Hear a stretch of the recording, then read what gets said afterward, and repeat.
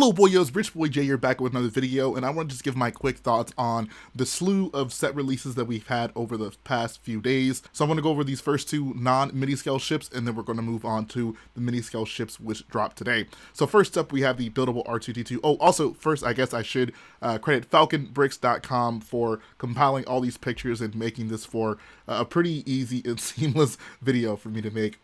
So yeah, Buildable R2-D2. I know this came as a surprise to a lot of people, given that we just got the UCS R2-D2, but this one is scaled down by a little bit. I imagine it's probably going to be maybe not half the size, but maybe like 3/4, 60% of the size of that other R2-D2. I imagine this is going to be more in scale with the buildable Chewbacca that we got last year, and I believe this is going to be a continuation of a series LEGO is going to do of buildable things like this.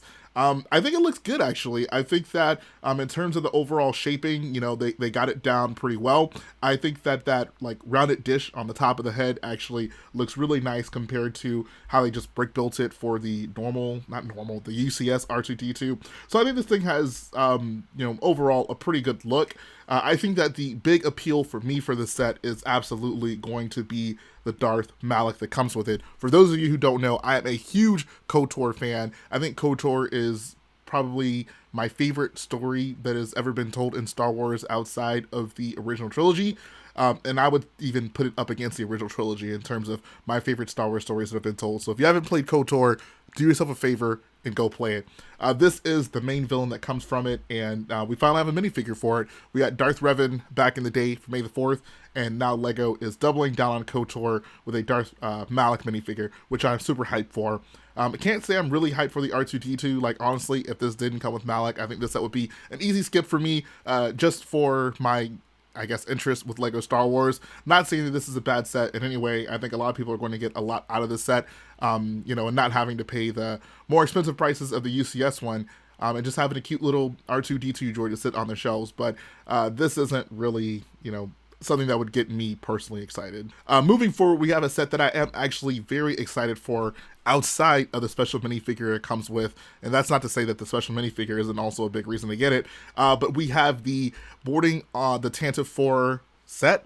This is going to be retailing for like $54 US, which is I think actually a pretty good deal. Build wise, maybe not so much. Like if you just looked at the build outside the minifigures, you'd be like, dang, $54, holy crap. But it does come with 7 minifigures, which is super cool, and I could see people getting multiples of these. In fact, I think that one of the purposes of this set is to get multiples of them so you can have an even longer Tantive IV hallway. I think the build itself looks really cool, and I did want to point something out because I haven't really seen anyone talk about this, but this set is eerily familiar to not even another LEGO set, but another toy that exists. So I want to pull up next to it. This is a vintage collection Hasbro, like little, I guess, hallway playset diorama type deal, and this came out I think like 2 or 3 years ago, and it is eerily similar to the set that LEGO put out, down to like if you look at even the panels on the wall, like look at the number of panels. We got like 1 2 3 4 5 6 panels here. We got 6 panels on the LEGO wall. We got the like exposed panels with the like the black sections in the exact same place on both play sets. We got the boarding door on one side, and then perpendicular to it we have the rebel door.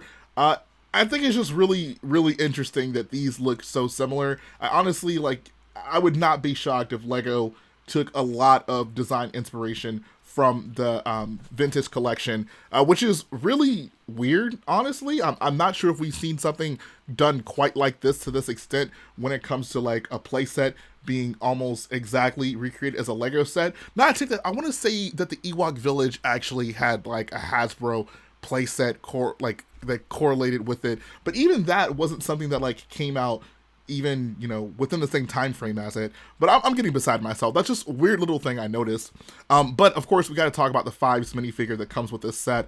Super awesome looking minifigure. I'm super hyped that LEGO is doing this in general, including these really cool, useful minifigures for the 25th anniversary. I know they tried the same thing for the 20th anniversary, and I guess some people got a kick out of the throwback figures, but they had the like commemorative print on the back, which for me just made it not really a useful figure. This time we're not only getting new figures, like unprecedented figures, but they're actual like useful figures without some sort of commemorative print on them. So I think this is 100% the way to go. And especially like with the Captain Rex that recently came, this is a home run of a figure. Next up, we're going to switch over to 9 to 5 Toys for our next group of set reveals, and these are the midi-scale ships, and these are, I guess, replacing the helmet collection, which, thank God. I don't really know exactly how I feel about these. Like, I think they're cool. I think they're fine, you know, for what they are. The design-wise, like, none of these look especially bad. Like, I think they are, you know, suitable for what they're supposed to be, but I can't quite say that they get me excited. And I'm trying not to look at this beyond my like pro playset point of view, but when I think about like, okay, if I bought this, like what would I do with it? Obviously I'd build it and I'd put it on a shelf, and I think that might be the extent at which I interact with this, which is kind of unfortunate. I think maybe other people who are into the midi-scale ships would get a lot more out of it, but for me, I like minifig scale ships, and I get like a lot of these you can't really make into minifig scale without making them really big sets, so I'm not saying that those are inherent things that are wrong with these sets, but I think just for my personal interest when it comes to LEGO, that these aren't my cup of tea, but I do think a lot of people are going to get, you know, a kick out of these, especially the invisible hand. I think that, you know, this is the first time we've had invisible hand representation in LEGO, and hopefully this is maybe a hint for things to come with getting a bigger play set or maybe UCS set, especially now that we have the big Finitor. I think a big invisible hand sitting next to it would look really cool, but in the meantime, I think this will satisfy a lot of people. The Falcon one is neat, I think, because it has a cool little scene in it. I think all of these actually have scenes in them, but I think the Falcon scene is maybe the one that hits the hardest, because we got that main, I don't know, you'd call it like the living room of the Falcon with the Dejaric table, and then also little stud builds of the figures that correspond to the Falcon. So it's kind of interesting that they maybe took, you know, a little step above and beyond and included some sort of scenes inside of these to give them a little bit more playability. In terms of overall design, I think the Tantive IV is probably the best looking one. I think they just nailed the shape of it. It also just looks the most sleek out of them. Like, I don't know, the invisible hand looks pretty sleek as well, but I think that Tantive, they really just nailed the shape, and I think maybe it's a little bit of an easier shape to nail given maybe the complex shapes of the invisible hand.